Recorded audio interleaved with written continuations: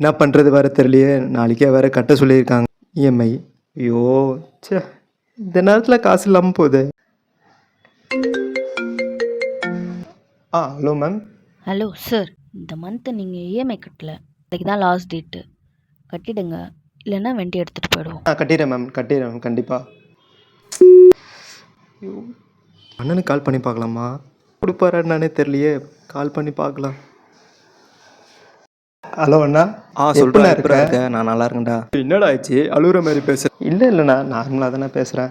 இல்லைண்ணா, எனக்கு ஒரு சின்ன உதவி வேணும்ண்ணா, முடியுமாண்ணா? இதுக்கெல்லாம் ஏன் தயங்குற? எதுவும் வந்தாலும் அண்ணன்கிட்ட கேளு, சரியா? நான் இஎம்ஐ நாளைக்குள்ளே கட்ட சொல்லியிருந்தாங்க, நாளைக்கு கட்டணுண்ணா. கையில் வேறு காசு இல்லை. நான் ஹெல்ப் பண்ணுறேன் உனக்கு. இஎம்ஐ முடியறதுக்கு இன்னும் எத்தனை மாதம் இருக்குது? இன்னும் 4 மாதம் இருக்குண்ணா. 4 மாதமா? அந்த 4 மாதமும் நான் தரேன், சரியா? ரொம்ப தேங்க்ஸ்ண்ணா.